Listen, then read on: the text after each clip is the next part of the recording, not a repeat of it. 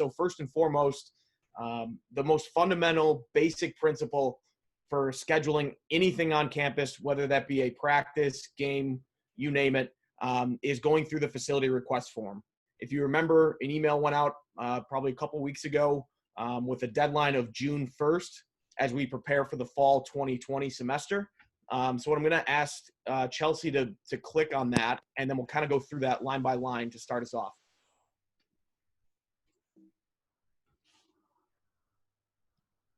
Perfect. So this facility request form, obviously, as Chelsea mentioned, we'll send this sort of rubric to you folks after the class, but this is available on our website, in the handbook, you name it, you'll be able to find it. So why don't we first touch base on practices, because that is obviously separate from an actual event with different logistics according to their needs. So first and foremost, let's go through, and just like you would to request a set of practices for fall 2020.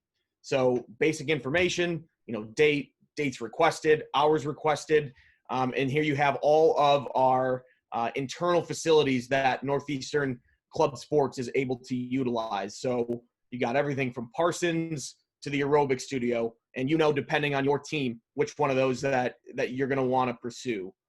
For some field teams, you might want to be pursuing several facilities. It's not just Parsons Field. It could be Parsons and Dedham, for example. So make sure to include that. I think one thing on a very macro level that I really want to sink in is really utilizing this sheet to display all of your preferences. I think some teams get caught in the habit of saying, we want practices Monday, Wednesday, Thursday from 7 to 9, period.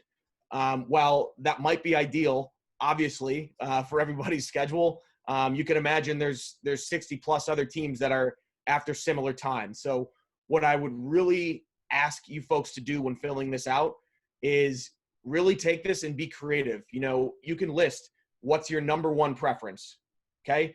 And then you can go down and say, well, if we can't get everything we want in that first preference, what's our second best thing that could happen in terms of practice scheduling? So that's just my general suggestion on that. If we can scroll down a little bit. So if we're going through this and we're pretending this is a practice, type of event, practice, your approximate attendance, who's going to be in charge, and all these other things at the bottom there, the additional information is really more relevant to games and events. But, if you do have a certain practice need that involves facilities or public safety, obviously that's the perfect place to put it as well. Really, again, like I said, this is really a great organizational tool for our office. It gives us all of your preferences for the semester in one clean place, so we can really evaluate those requests and try to do our best to accommodate it. I'll quickly kind of branch off and touch on the second use for the facility request forms, and that's for events.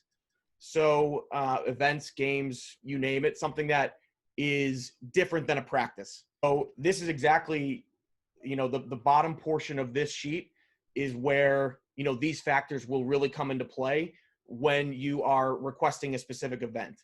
And we do ask, and I want to emphasize that, I'll give you an example. If you're a fall team and you're looking for 5 succinct dates that you want to host a game or an event, that you use this exact form, but submit it separately from practices. Primarily because really events and games are really different than just an everyday practice. So we really want to make sure that we separate the two, and we're able to really check off some of those needs that you might have in the additional information or requirements of the event. So that would be a great tool for you folks. Again, parking, is it open to the public? These are all important things to know if you're planning an event. And my last piece on games is similar to what I said about practices. I'll give you a perfect example of what the best possible facility request in terms of games could look like. And I'll single out baseball just as an example. So they try to run, for example, 2 to 3 games on a weekend, but they're a little bit flexible on the exact time and whether there's 2 games on a Saturday, 1 game on a Sunday, whatever it might be. they have a little bit of baked in flexibility. Again, just like I mentioned in the practices section, this is a perfect time to say, we would love Saturday at noon, but if we can't get Saturday at noon, you know, UMass said they could come Sunday at 4.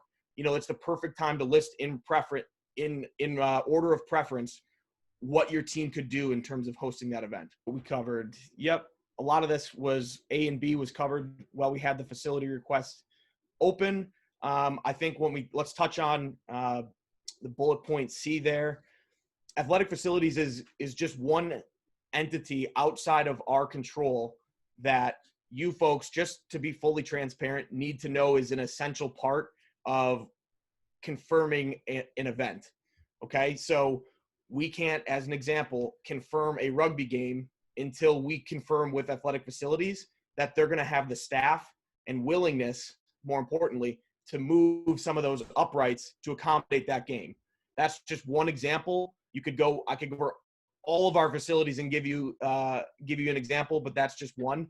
But do know, for your knowledge, that is an extra piece that can sometimes slow the process or require us to take a little bit more time to make sure that your event can take place. Okay. The last couple things in this section, please know that this is the exclusive tool to confirming an event on campus. Okay. Putting it in Do Sports Easy exclusively is not the right channels to reserve something on campus. I just want to reemphasize that. I know it's basic, but this is the only way to reserve actual on-campus time. Okay, using the facility request form. Okay, and a confirmation will come in the form of an email from our office. You will get something from Chelsea to say you have these following practices and they are confirmed. We will make it as clear as day. Okay, and only then is that specific space and time confirmed, reserved, and ready to talk to an opponent, your teammates, your coaches, etc. Okay. I think that wraps up section 1. I'll leave it to Nick, Chelsea, and Tyler if they want to clean up that section. Yeah, I think you did a great job. Thank you, Drew. I do also want to reemphasize that if you are putting any game-specific requests in the form, like field lining, bleachers, chairs, ice, anything like that, you have to also follow up with us as it gets closer. Just keep in mind, we do have 64 clubs, so we want to make sure that nothing falls through the cracks. So you know that you're having a game come up and you did request an athletic trainer, you can always follow up with us. We will send you the person who is going to be covering, so you can keep an eye out for them.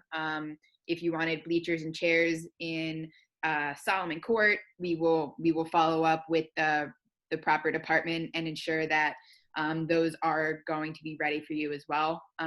It doesn't ever hurt to follow up and double, triple confirm if necessary. All right, so moving on to the pre-scheduling process. We are doing this to be as transparent as possible with all of you, so you do know and understand kind of what happens after you submit your facility request forms. Because although right now we are having you submit it due June 1st, there are a lot of different departments that we have to work with in order to get schedules, practices, games, events, anything confirmed. It is not just up to Nick, Drew, Tyler, and myself to confirm an event, to confirm a practice, because we do need to make sure that all of, for example, all varsity's events are in, all varsity's practices are in, because they do get first priority on scheduling athletic facilities. That would be outside of Carter Field. But like, so for example, if the men's ice hockey game schedule is not complete yet, that will impact our ice teams. So that's something to take into consideration.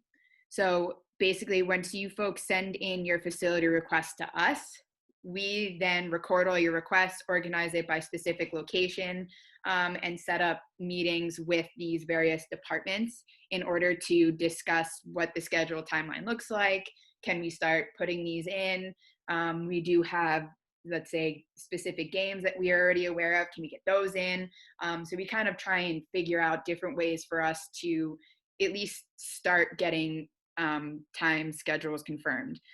A big thing would be for, I'll talk specifically, say, field teams.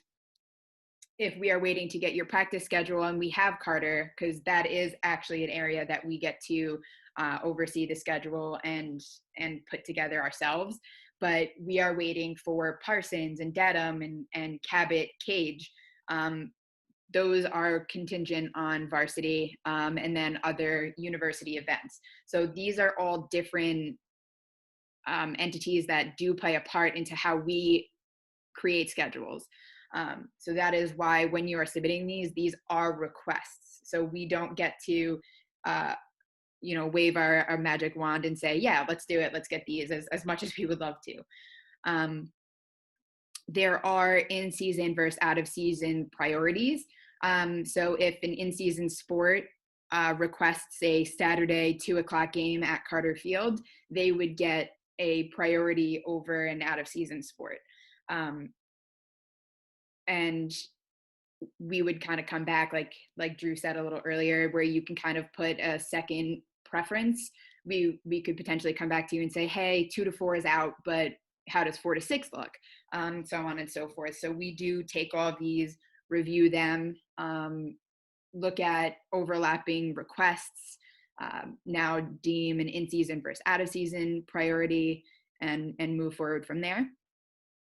Like I said, we do have to discuss with various departments, athletic ops, who oversees the varsity schedules, campus recreation, who oversees all of Merino, Squash Busters, and we have to make sure that their programming is complete.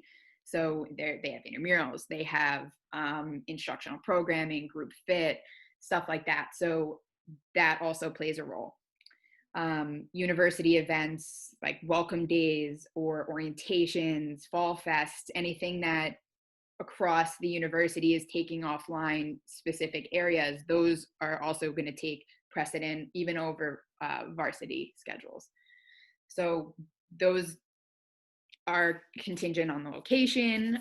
So if they're going to take off Matthews for the spring concert, then that doesn't mean that Solomon Court would be offline. So that scheduling can kind of still proceed. From there, we would start putting requests on our end through our scheduling software, which we use EMS, and we put those in as requests. We can see open times, but sometimes like I said, the varsity schedule might not be complete. So right now it looks like 7 to 9 is open, but soccer didn't get their requests fully in, or they needed to add a game or something like that. So once we get those requests submitted, we do meet with these different departments in a big meeting throughout the year, usually on a weekly basis. So we do always bring these up, advocate for timely approval. We follow up a lot, like we said, for what we would like for you folks to follow up. We also follow up a lot with these different departments. We're probably annoying to the point how much we follow up, because we do want to get these schedules back for you folks and be able to provide you things so you can get your games and everything set up and your practices, and let your team know. And because there is, once we get the schedules, there is still a lot for you folks to have to do in terms of game logistics. From there, once the times are confirmed from those various departments, we go into confirmed scheduling. But before we do that, I do want to check in with Nick, Drew, and Tyler if you have anything to add. Yeah, I'll say one thing on that just to add to it. This is an area, this entire topic, where our office is very passionate about, partially because I think there's a lot that happens, and we're going through it behind the scenes, that is really helpful for everyone to be aware of. And really, because these situations are so unique depending on the space. I mean, the way Matthews Arena is scheduled versus the field teams, versus the pool and Squash Busters, like it's very unique, and there's different departments in each. So we're really happy to talk to those teams specifically, or if there's a group, if we want to talk to all the pool teams, if you all want to get together and ask about it, we're we're really willing to discuss kind of how it is, but there isn't really a blanket way outside of each individual kind of pocket. We do look at in-season, out-of-season, like she mentioned, and prioritize in-season games and in-season teams, and move to the out-of-season games and then practices. But like she mentioned, I want to emphasize, because I think as a younger executive and also for teammates, it's important to pass that message along that there's a lot more that goes into it than us just plucking it out. I mean, even something is the one area like Carter Field where we do have essentially control over. For the field teams, I'll use this as an example. Baseball doesn't really have the luxury of practicing there much at all, partially because of the danger of, the baseballs going over those fences, damaging cars, the programming limitations that does have. So a lot is their needs at Parsons and Cabot, right? So the fact that varsity has preference at those two areas, we can't set out the Carter Field schedule and just hope that we're going to get what we got last year. If anyone's been around for a while, that tends to switch from year to year on their programming needs. And so as much as we'd love to send out the other, 10, 11 field teams outside of baseball, and that's just one example, cricket too has to practice at other spaces. What would happen to baseball if we ended up sending it out and then we got only midnight slots at Cabot on the weekends? Do we just say, baseball's not important, and, as long as we took it? So we try to literally make sure that we do the fairest possible solution. And that's why just giving a deeper reason on why we have to wait for the puzzle. So if we realize, oh, wow, baseball's only getting limited slots at midnight at Cabot, we got to figure out another way to make this work. Let's carve out a little extra time out of Parsons. Let's move a team over here. And we go through, and before we send anything out, know that we actually go through, we lay out all these team schedules, we compare them, we make sure they're equitable across the gender of the sport. The male and female sport are getting the same amount of practice hours, times. We know everyone wants Monday, Wednesday, Tuesday, or Thursday is first priority between 6 and 9. Everyone wants that. And it would be awesome if we could practice from 9 to 6. But we know you're all saying it's understandable. Co-op, right? You lose half your membership from that. So we have a small pocket. Some teams are more fortunate than others. I mean, to Squash Busters, for example, there's a little bit more flexibility in that programming. There just is.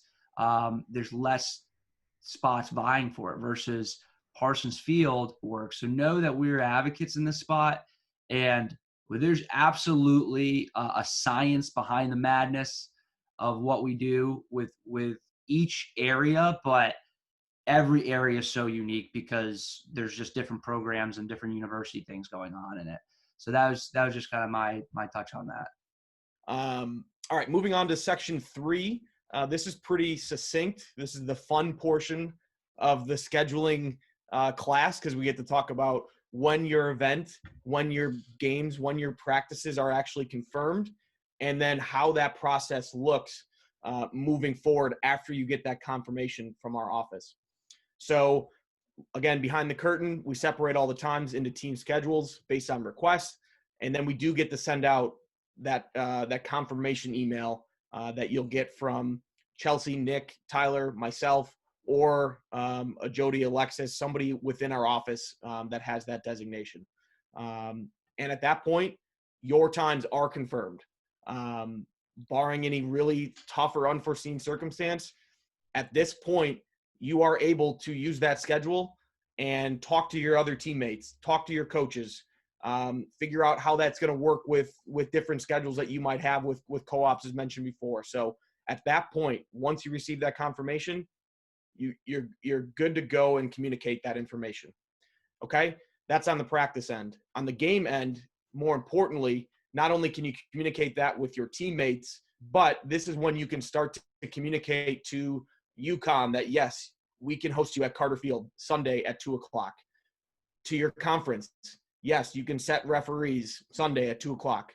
An important thing, Chelsea touched on it in section 1, but this is something that we really need to keep a consistent dialogue on. If you have some sort of extra need, as laid out in the examples here, field lining is the perfect example.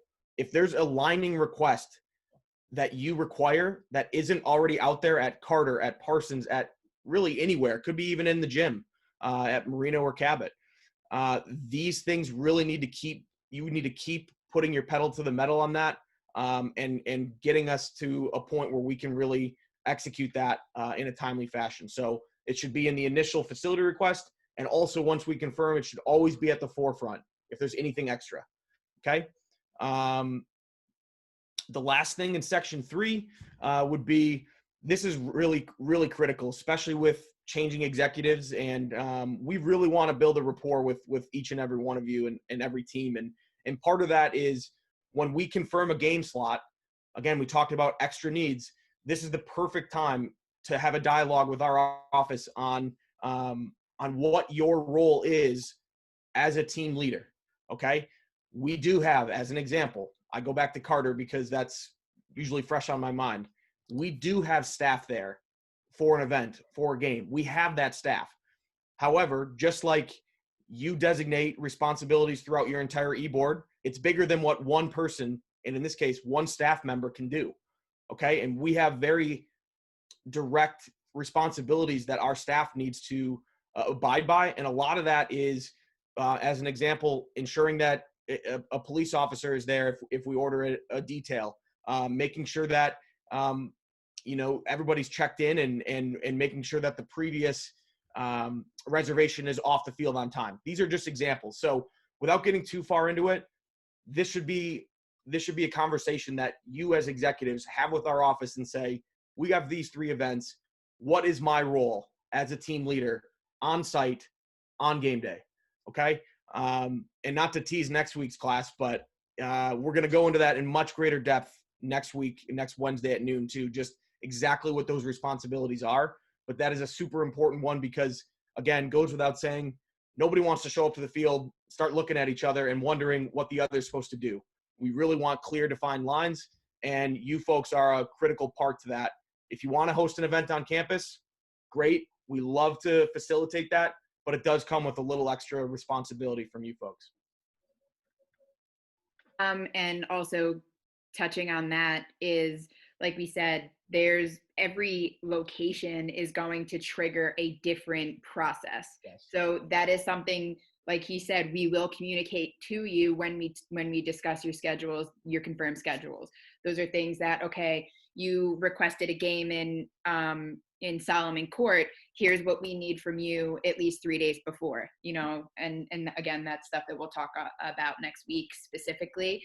But when it does come to events and bringing external, bringing opponents, bringing people who are not Northeastern students on campus and into buildings, that triggers different things, and NUPD and stuff like that. So there are so many different, tentacles and stuff like that go to different departments that we work with on a daily basis. So again, it is not just Nick, Drew, Tyler, and myself who are deciding this, and our interns, and moving forward with that. We do need to bring in different departments to get those approvals, to get different things set up and relay that back to you. Nick, did you have anything you wanted to add? No, I think that we will try to, once practices come through, I think it's pretty straightforward unless there's something special. Outside of that, it's making sure for games, and events, those are the things that we'll probably follow up on a lot. And as long as there's a point person and there's a lot of communication back and forth, and that we're the point people to execute that, we're going to do everything we possibly can to help you. We're always up for new ideas and new events and things like that. And we will, especially if we have a lot of dialogue back and forth, we'll sit down with you and tell you pockets of time that are open. Hey, that's a great idea. Maybe let's just try that next month because these teams are out of state and different things like that. Like, we'll give you an inside look at what's going on too. We have no problem with doing that. We want to be transparent. So I'd say with all of these things, ask us, feel free to follow up. We also, just to touch on that one last thing, is that we don't mind if you have, again, questions on what came back, saying, how did you figure this out for this particular team, especially if it's done in a respectful manner. We'll sit down and really break it down with you, whether it's in person, over the phone, or through email. So that's that's it for me. For those of you who do utilize external facilities, um, if it's something like field sports that we have to go to a Boston park, or we use Windsor School sometimes for court teams, those are things that we would set up, we would schedule, we would get times, and that would be incorporated into your practice or game schedules. For those who use an external facility strictly, we have contracts set up, you're working with those facilities on times that work for them and for you. For example, rock climbing, they use an external facility, they set up times directly with their contacts at these facilities, and they're kind of creating those specific schedules that work for them. If there are events that are being put on there, they communicate that with us. That is also getting into Do Sports Easy too. So there's a little more direct contact for those sports, those executives of those sports, to set up their schedule directly with their external contact. And again, we are happy to walk through that process, discuss that, and help in directing you how to navigate that. On our last section here, it is just scheduling compliance, and this will kind of cover everything that we did from A to Z earlier.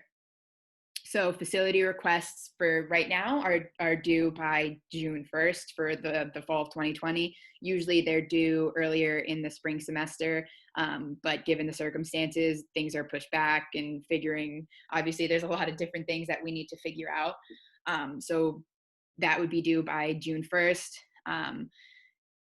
Making sure that you are not confirming with any opponents until you are officially confirmed by our office. Like Drew talked about earlier, you are getting that official confirmation email from us with a list of confirmed dates and times that you have specific to your club. So those are the dates and times that you will be able to utilize and communicate with opponents and set up games and events. It is really important to understand the difference between the facility request and your confirmed game schedules. I think the last thing anybody would want to do is confirm UConn for a 2:00 on Sunday that wasn't confirmed by our office, and another club or has been allocated that time and they're there, and UConn shows up and you don't have anywhere to play. So you really have to make sure that you do understand the difference between the confirmed and the request. We really do the best that we possibly can to get you as many requested dates and times as we can. But sometimes you're not going to get them all, or it might be shifted back or up a little bit. But that is something, again, that we are communicating directly with those executives to set that up. So just make sure you are going off of that confirmed scheduled email that you received from one of us. Once all of those things are confirmed, you are putting that directly into Do Sports Easy. That's when you'll get in there, you'll submit your home events. Practices do not need to go in there, but all other events do. Again, we do have a class specific to Do Sports Easy and everything A to Z there. Not next week, but the following week, that will kind of get a little more into detail on that. But making sure you are putting everything that you do into Do Sports Easy outside of practices. Once away games, matches, tournaments are confirmed with opponents, those have to be submitted into Do Sports Easy as well. So you might have your away game schedule way before you have your home game schedule. Get those in Do Sports Easy as soon as you have that. And then as you go through, you would be updating, the traveling itinerary and stuff like that. If for some reason you would like to utilize one of your practice slots as a game slot, that cannot be just decided by the executive, by the team. That does need to be discussed with our office, because again, there are different things that would be triggered based on that.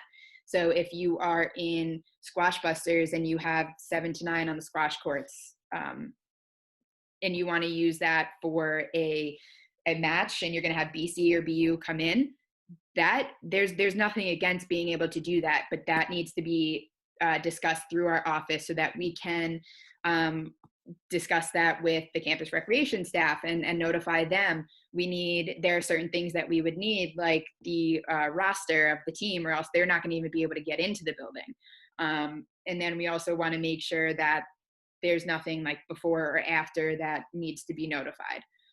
So these aren't things that you can't do, but they are things that we do need to, again, trigger and discuss with different departments and let them know and give them a heads up. You do need to give us enough, notify us in advance. If it's something that is a high contact sport, if rugby would like to change their practice into a game, we need to get an ATC. So if we don't have an athletic trainer, that's not something that we can do. So we can do our best to get that, but there's always that little disclaimer that if we don't have that, we aren't going to be able to host an actual game for that. So giving us as much time in advance, we will do everything that we can to make it happen, but there needs to be that understanding that it might not be possible. If you are setting up events like a fundraiser or working through alumni relations to set up an alumni event, that also does need to go through us. Even if you get the okay from alumni relations, yeah, let's do this date, we can do this, it works, awesome. Or you put a fundraiser where you're going to do a 3v3 soccer tournament and you wanted to use Carter, and you get that request approved through the fundraising form. Again, like we discussed last week, that fundraising form goes to CSI. They are approving that fundraising event is possible to do. That is an approvable event, but you need the space and that needs to go through us. So understanding that anything that you are going to need space on campus, reach out to us, get a date and time confirmed again by us. That would be very similar to the facility request for a game or an event. So if you were looking to have an alumni scrimmage and you wanted Carter Field to do that, reach out to us, ask if there's any dates or times possible, give us a few different options. And again, we will do the best we can to get you out there to be able to host that event. Any club sport schedule need, issue, concern, change, add to your schedule, anything at all, please make sure you are reporting that directly to our staff, especially any issues or concerns, because some people might think that, okay, there's a facility staff that is here. I'm going to let them know that this person stayed on the ice for an extra 20 minutes. That doesn't necessarily mean that's getting back to us. And we are the ones who are going to bring this up and discuss this with the proper areas. They might just say, oh, I'm sorry, okay, like I'll let someone know. But again, there's no guarantee that that would happen. So please, please, please bring that up to us as soon as it happens. If it's an email right after your practice, right after your game, letting us know, we can take care of that. If you give us a call when you're there, we can do the best we can to take care of that. If we're waiting until the end of the year and you're bringing up that in November, I was supposed to be on the field at 4:00. I didn't get on until 5 because a group wouldn't get off. That is not acceptable. That is not okay. That is something that we do need to know, and we need to communicate with those departments and say, hey, like we had this time approved and scheduled. It's right here. This never should have happened. What can we do to make sure this doesn't happen moving forward? No matter what, the four of us, our office and our intern staff, we are the advocates for you. We are going to do everything we can to make everything right. We are the people who are your voice across the university. So trust in us. Know that we are here to help you. We are not here to hurt you. We are here to direct you, lead you, advocate for you, etc. So please make sure you are coming to us with any issue or concern or change. Because again, it's going to be frustrating if you keep showing up and your practice continuously is starting 20 minutes late. That would be absolutely frustrating, and we know. But if we don't know that that's happening, there's nothing we can do to help fix it. So please make sure you are talking to us about that.